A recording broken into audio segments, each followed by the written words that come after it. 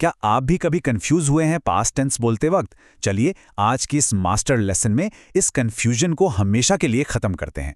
आज हम बात करने वाले हैं वॉज और वेयर के बिल्कुल सही इस्तेमाल की।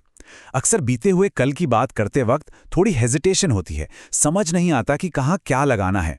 पर डोंट वरी, इस एक्सप्लेनर के बाद ये कंसेप्ट आपके दिमाग में एकदम क्लियर हो जाएगा। फटाफट एजेंडा पर नजर डाल लेते हैं। हम कवर करेंगे पास्ट टेंस बेसिक्स, एक बहुत ही आसान मेमोरी ट्रिक, सेंटेंसेस कैसे बनाते हैं, real life context, everyday conversations और आखिर में प्रैक्टिस और कुछ कॉमन मिस्टेक्स। चलिए बिना वक्त ज़ाया किए शुरू करते हैं। तो सबसे पहले बात करते हैं नंबर 1 की, पास्ट टेंस बेसिक्स।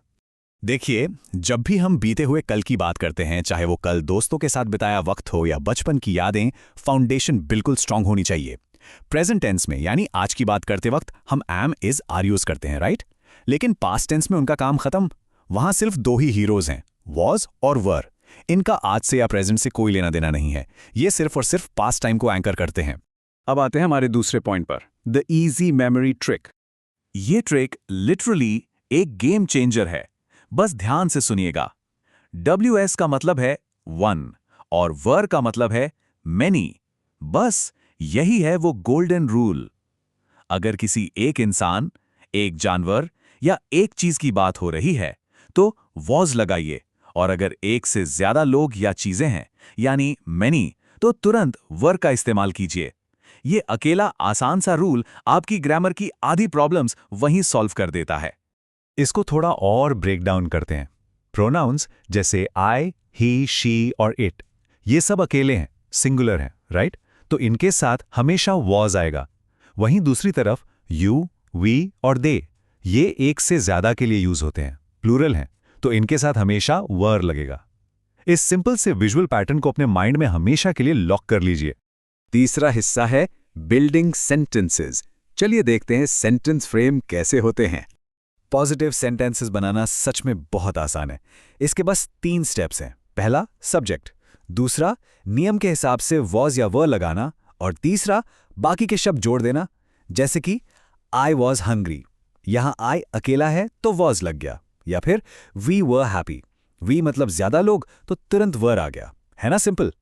अब मान लीजिए आपको किसी चीज के लिए इनकार करना है, यानी नेगेटिव सेंटेंस बनाना है, तो फॉर्मूला और भी आसान हो जाता है।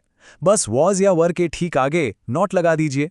और बोलचाल में ना इनके शॉर्ट फॉर्म्स बहुत ही नेचुरल और कूल लगते हैं। वॉज नॉट को आप वॉजन बोल सकते हैं और वर नॉट को वारंट। ऐसे बोलने से आपकी फ्लुएंसी एकदम से बढ़ जाएगी और कॉन्फिडेंस भी दिखेगा। और अगर सवाल पूछने हो तो टेंशन मत लीजिए, पूरा फॉर्मूला बस थोड़ा सा पलट देना है।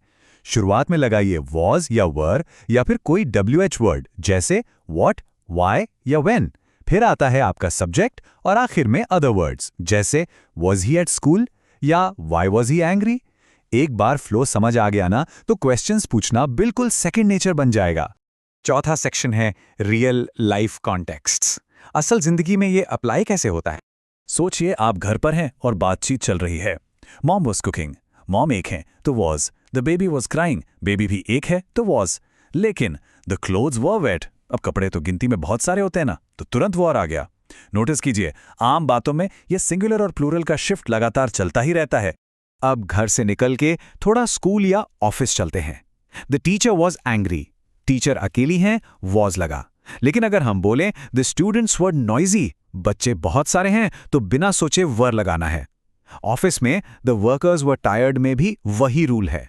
कॉन्टेक्स्ट चाहे जो भी हो, नियम वही का वही रहता है। और हाँ, अपनी फीलिंग्स या मौसम बताने के लिए भी हम इन्हीं 2 शब्दों पर डिपेंड करते हैं। I was happy, they were scared, या मौसम के लिए इट वॉज सनी और द रोड्स वर वेट। अपने बीते हुए कल के किसी भी जज्बात को जाहिर करना हो, ये 2 छोटे शब्द पूरा काम कर देते हैं। 5वां टॉपिक, एवरीडे कॉन्वर्सेशंस। इन्हें आम बातचीत में कैसा बोला जाता है? मान लीजिए दोस्तों के बीच बातचीत चल रही है।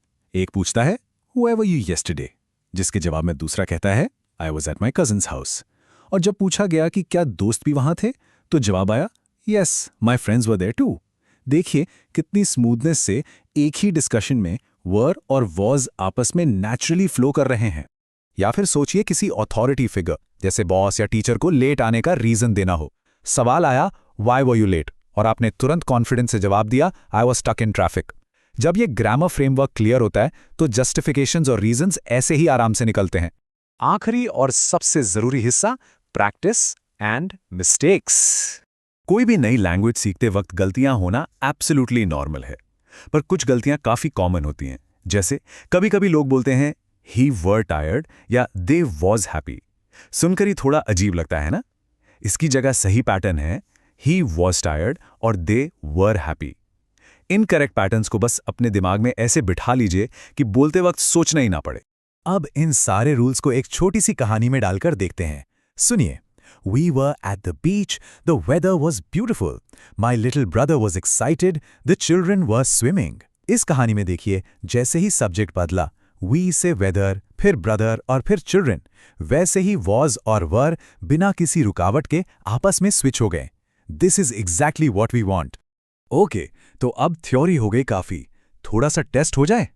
इन 4 स्टेटमेंट्स पर गौर कीजिए और सोचिए यहां क्या आएगा। Number 1, I dash happy. Number 2, they dash at school. Number 3, she dash tired. और Number 4, we dash hungry. थोड़ा दिमाग दौड़ाइए, कहाँ 1 है और कहाँ many. Alright, answers time. Number 1, I was happy. Number 2, they were at school. Number 3, she was tired. Number 4, we were hungry. अगर आपने इन नियमों को ठीक से पहचान कर सही आंसर सोचें तो ट्रस्ट मी, आपका प्रोग्रेस सच में लाजवाब है। ये छोटी छोटी जीत ही स्टेप बाय स्टेप आपका कॉन्फिडेंस बिल्ड करती हैं। तो इस पूरे एक्सप्लेनर को समेटते हुए बस इस पावरफुल मैसेज को हमेशा ध्यान में रखिए। Practice daily, speak loudly, don't fear mistakes. हर दिन प्रैक्टिस करनी है, अपनी आवाज में बिल्कुल जोर से बोलना है, और सबसे इंपॉर्टेंट, गलतियां करने से तो बिल्कुल भी नहीं डरना है। आज की इस चर्चा को हम यहीं खत्म करते हैं, पर एक सवाल के साथ। अगर प्रैक्टिस से सच में परफेक्शन आती है तो आज आप कौन सा नया सेंटेंस पूरे कॉन्फिडेंस के साथ जोर से बोलने वाले हैं? सोचिएगा जरूर। इस आसान से ग्रामर रूल को अपनी बोलचाल का हिस्सा बनाइए। मिलते हैं अगले एक्सप्लेनर में कुछ नई बातों के साथ।